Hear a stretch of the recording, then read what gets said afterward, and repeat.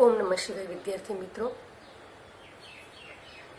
આપણે chapter number 3 વનસ્પતિ સૃષ્ટિનું વર્ગીકરણ ભણતા હતા। વનસ્પતિ સૃષ્ટિના વર્ગીકરણમાં આવૃત અનાવૃત બીજધારી પૂરી થઈ। હવે વનસ્પતિના જીવનચક્રો અને એકાંતર જનન વિશેની સમજૂતી। તો એકાંતર જનન એટલે શું? તો કોઈ પણ લિંગી પ્રજનન કરતી વનસ્પતિના જીવનચક્ર દરમિયાન જન્યુ નિર્માણ કરતી એકકીય, જેને આપણે જન્યુજનક અવસ્થા કહીએ છીએ, અને બીજાણુનું નિર્માણ કરતી દ્વિકીય બીજાણુજનક અવસ્થા એક આંતરે આવે છે, એટલે એકબીજાની આંતરે આવે છે। તો આ ઘટનાને આપણે એકાંતર જનન કહીએ છીએ।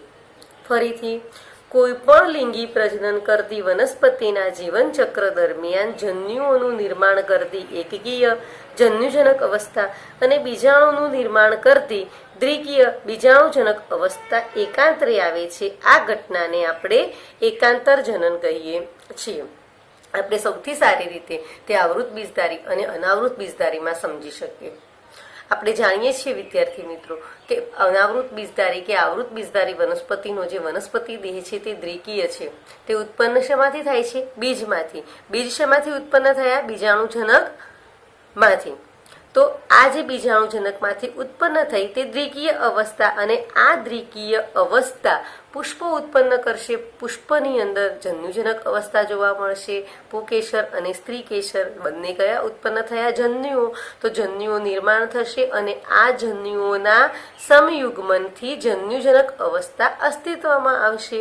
ફલિતાંડ પછીની જે છે તે બીજાણુજનક, તો આવૃત અને અનાવૃત બીજધારી વનસ્પતિઓ છે, તેને આપણે દ્વિવિધ જીવનચક્ર ધરાવતી વનસ્પતિ કહીએ છીએ, કારણ કે જન્યુજનક તેની પર આધારિત છે, બીજાણુજનક તે પ્રભાવી અથવા તો મુખ્ય અવસ્થા કહીએ છીએ।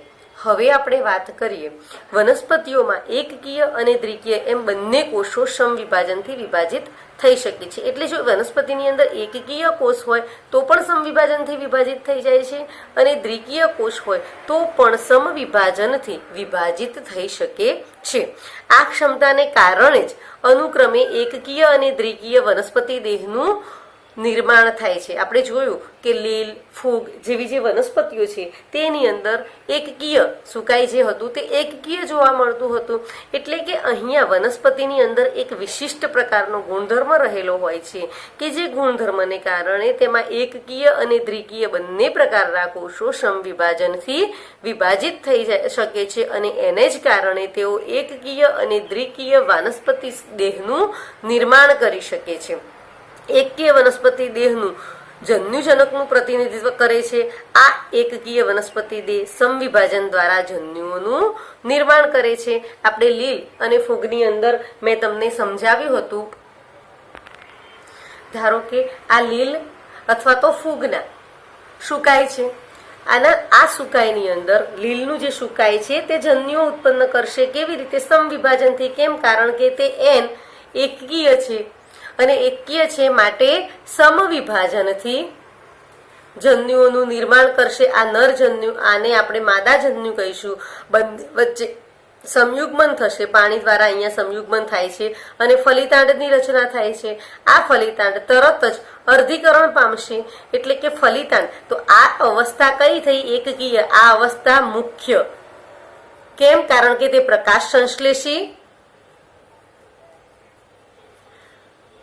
એટલે કે પ્રકાશ સંશ્લેષી એટલે કે પોતાનો ખોરાક જાતે બનાવતી, પોતાની ઉપર આધારિત છે। તો આ અવસ્થાને આપણે મુખ્ય અવસ્થા કહીશું, અને લાંબા સમય સુધી જોવા મળે છે। હવે આ ફલિતાંડનું નિર્માણ થયું તો એ દ્વિકીય અવસ્થા થઈ, અને આ ફલિતાંડ તરત જ બીજાણુઓનું નિર્માણ, આ ફલિતાંડ તરત શેની રચના કરશે? બીજાણુ ધાનીની। અને આ બીજાણુ ધાનીની અંદર શું થશે? અર્ધીકરણ થઈ એકકીય બીજાણુઓનું નિર્માણ થશે, અને આ બીજાણુઓમાંથી એકકીય સુકાય ઉત્પન્ન થશે, એટલે કે આવું સુકાય ઉત્પન્ન થશે જે એકકીય હશે।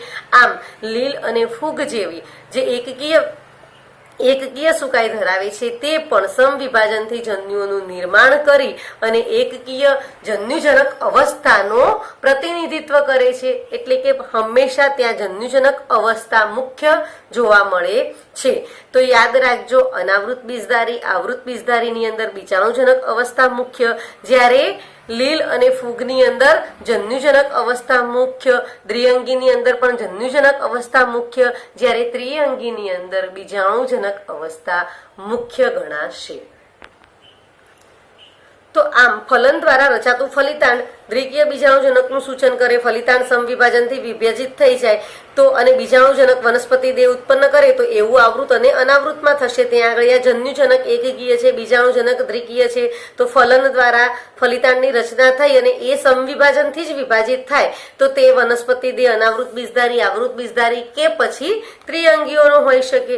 હવે દ્વિકીય વનસ્પતિ દેહમાં અર્ધીકરણ દ્વારા એકકીય બીજાણુ ઉત્પન્ન થાય છે અને બીજાણુ સમવિભાજનથી વિભાજિત થઈ એકકીય વનસ્પતિ દેહની રચના કરે છે. મેં તમને હમણાં સમજાવી દીધું. હવે આ એકાંતર જનનને આધારે આપણે વનસ્પતિ સમૂહના જે જીવન ચક્રો છે તેને 3 સમૂહની અંદર વહેંચેલા છે. પહેલો એકવિધ જીવન ચક્ર, બીજો દ્વિવિધ જીવન ચક્ર અને ત્રીજો છે એક દ્વિવિધ જીવન ચક્ર. એની અંદર બંને પ્રકારનું જીવન ચક્ર ધરાવતી વનસ્પતિઓ જોવા મળે છે. હવે એકવિધ જીવન ચક્ર છે તે મોટે ભાગે લીલ, વોલ્વોક્સ, સ્પાયરોગાયરા જેવી જે લીલ છે તે લીલ સમૂહની વનસ્પતિની અંદર એકવિધ જીવન ચક્ર જોવા મળે છે. આપણે ફૂગમાં પણ એકવિધ જીવન ચક્ર જ જોવા મળે છે, પરંતુ અહીંયા વનસ્પતિ સૃષ્ટિની વાત કરીએ છીએ માટે વનસ્પતિ સૃષ્ટિમાં આપણે લીલ જે છે તેમાં એકવિધ જીવન ચક્ર જોવા મળે છે. દ્વિવિધ જીવન ચક્ર અનાવૃત બીજધારી, આવૃત બીજધારી કે જે પુષ્પો ધારણ કરે છે કે શંકુઓ ધારણ કરે છે તેની અંદર જોવા મળે છે. જે દ્વિકીય બીજાણુજનક અવસ્થા ધરાવે તેને આપણે દ્વિવિધ જીવન ચક્ર કહીશું, જ્યારે એક દ્વિવિધ જીવન ચક્ર ત્રિઅંગી અને દ્વિઅંગી વનસ્પતિઓની અંદર જોવા મળે છે. હવે આપણે વાત કરીએ એકવિધ જીવન ચક્રની. તો આપણે આના દ્વારા સમજીએ એકવિધ જીવન ચક્ર. તો બીજાણુજનક અવસ્થા ફક્ત એકકીય ફલિતાંડ પૂરતી જ, અહીં આગળ આ યુગ્મનજ જે થયું ફલન થઈ અને યુગ્મનજ એટલે કે ફલિતાંડની જે રચના થઈ તે ફલિતાંડ પૂરતી જ મર્યાદિત હોય અને તે પણ મુક્તજીવી નથી, પોતાની જાતે જીવન વ્યતીત કરતી બીજાણુજનક નથી. ફલિતાંડમાં તરત જ અર્ધીકરણ થઈ જશે. આ યુગ્મનજ છે તેમાં અર્ધીકરણ થશે અને એકકીય બીજાણુઓ ઉત્પન્ન થશે. આ બીજાણુઓ વનસ્પતિ દેહની રચના કરશે જે જન્યુજનકનું પ્રતિનિધિત્વ કરશે અને આ જન્યુજનકની અંદર સમવિભાજનથી વિભાજિત થયેલા જન્યુઓનું નિર્માણ થશે. આ જન્યુઓ ફરીથી ફલન કરશે અને દ્વિકીય યુગ્મનજ પણ યુગ્મનજ તરત જ વિભાજિત થઈ જાય. એટલે કે મુખ્ય અવસ્થા કઈ થઈ? જન્યુજનક. અને આ જન્યુજનક જે એકકીય અવસ્થા છે તે અવસ્થા પ્રભાવી, પ્રકાશ સંશ્લેષી જોવા મળે છે અને વધુ સમય માટે જીવંત જોવા મળે છે, માટે આપણે તેને એકવિધ જીવન ચક્ર તરીકે ઓળખીએ છીએ. આવું સ્પાયરોગાયરા, વોલ્વોક્સ અને ક્લેમિડોમોનાસની કેટલીક જાતિઓની અંદર જોવા મળે છે. હવે સપુષ્પ વનસ્પતિઓ જે છે એટલે કે પુષ્પધારી વનસ્પતિઓ જે છે તેઓ દ્વિવિધ જીવન ચક્રની રીતે એકાંતર જનન દર્શાવે છે. દ્વિવિધ એટલે દ્વિકીય અવસ્થા મુખ્ય. એકવિધની અંદર એકકીય અવસ્થા મુખ્ય હતી, જન્યુજનક અવસ્થા હતી એકકીય, 1n, રંગસૂત્રોની સંખ્યા અડધી એ મુખ્ય અવસ્થા હતી. અહીંયા દ્વિકીય અવસ્થા મુખ્ય જોવા મળે છે. બીજાણુજનક તબક્કો હંમેશા દ્વિકીય જોવા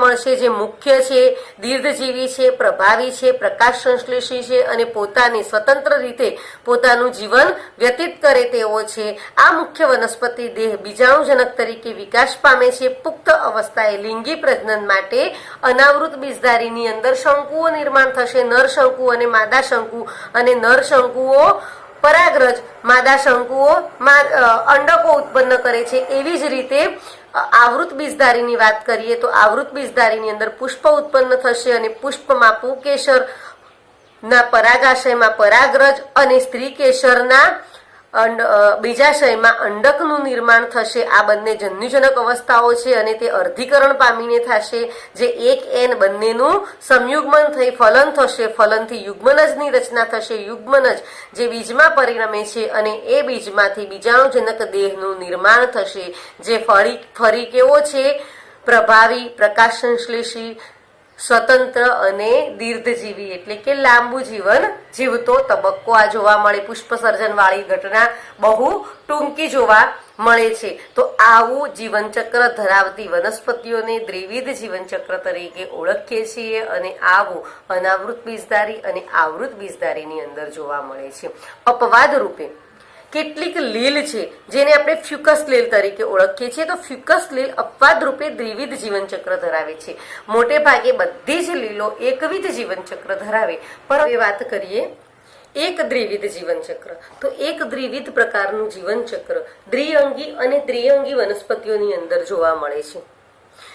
આ મધ્યસ્થી સ્થિતિ છે અને તે મધ્યસ્થી વનસ્પતિઓની અંદર જોવા મળે છે. તો જન્યુજનક અને બીજાણુજનક બંને તબક્કા બહુકોષીય છે અને તેઓ તેમના પ્રભાવી તબક્કાઓથી જુદા પડે છે, તેમના પ્રભાવી તબક્કાઓથી અલગ જોવા મળે છે. માટે તેને આપણે એક ત્રિવિધ જીવનચક્ર કહીએ છીએ. પહેલા આપણે વાત કરીએ બધી દ્વિઅંગીઓની. તો બધી જ દ્વિઅંગી વનસ્પતિઓની અંદર પ્રભાવી, સ્વતંત્ર, પ્રકાશ સંશ્લેષી, સુકાય કે જે સીધો ટટ્ટાર એકકીય જન્યુજનક તબક્કો થાય છે અને તે પોષણ માટે જન્યુજનક પર સંપૂર્ણ કે અપૂર્ણ આધાર રાખતો ટૂંકજીવી બહુકોષીય દ્વિકીય બીજાણુજનક તબક્કા સાથે એકાંતરે જોવા મળે છે. તો વિદ્યાર્થી મિત્રો, આપણે ફ્યુનારિયા મેં સમજાવ્યું હતું કે ફ્યુનારિયાની અંદર મુખ્ય વનસ્પતિ દેહ અને પ્રકાશ સંશ્લેષી, મુખ્ય, પ્રભાવી, સ્વતંત્ર અને પ્રકાશ સંશ્લેષી જે સુકાય હતો તે સીધો ટટ્ટાર હતો, એકકીય જન્યુજનક તબક્કો હતો અને પોષણ માટે જન્યુજનક પર સંપૂર્ણ કે અપૂર્ણ આધાર રાખતો ટૂંકજીવી બહુકોષી દ્વિકીય બીજાણુજનક તબક્કા જોવા મળતો હતો. હું તમને આકૃતિ બતાવી દઉં. આ ફ્યુનારિયા કઈ અવસ્થા છે? ફ્યુનારિયા દ્વિઅંગીઓ છે અને દ્વિઅંગીની અંદર જન્યુજનક અને બીજાણુજનક આ છે તે મુખ્ય અવસ્થા છે. મુખ્ય અક્ષ ધરાવે, મૂલાંગો ધરાવે, પ્રપર્ણો ધરાવે અને તેની ઉપર આ બીજાણુજનક અવસ્થા છે તે આધારિત છે, કારણ કે તે તેનાથી મુક્ત થતો નથી. તો મુખ્ય અવસ્થા થઈ જન્યુજનક અને બીજાણુજનક તેની ઉપર આધારિત છે. અહીંયા જન્યુજનકમાંથી સમવિભાજનથી વિભાજિત થઈ જન્યુઓ નિર્માણ પામશે, ફલન થશે અને ફલિત બીજાણુજનક અવસ્થા અસ્તિત્વમાં આવશે, જે પ્રાવાર જેવી બીજાણુધાની ઉત્પન્ન કરશે અને આમાંથી બીજાણુ અર્ધીકરણ દ્વારા બીજાણુઓ ઉત્પન્ન થઈ અને એકકીય વનસ્પતિ સુકાયની રચના કરશે, જેને આપણે પ્રતંતુ કહીશું. પ્રતંતુ પછી દ્વિકીય તંતુમાં રૂપાંતર પામશે અને આવો વનસ્પતિ દેહની રચના કરશે. એવું આપણે દ્વિઅંગીઓના જીવનચક્રની અંદર ભણ્યા હતા. તો આવા પ્રકારના જીવનચક્રને આપણે એક દ્વિવિધ જીવનચક્ર તરીકે ઓળખીએ છીએ, કારણ કે એકકીય અને દ્વિકીય બંને એકબીજા ઉપર આધારિત છે અને બંને એક સરખા સમય ટૂંકજીવી છે, પરંતુ બંને જોવા મળે છે. તો તેને આપણે એક દ્વિવિધ જીવનચક્ર કહીએ છીએ. તો અહીં આપણે જોયું કે દ્વિઅંગીની અંદર એકકીય અવસ્થા પર બીજાણુજનક અવસ્થા જે છે તે આધારિત છે, માટે આપણે તેમને એક દ્વિવિધ જીવનચક્ર તરીકે ઓળખીએ છીએ.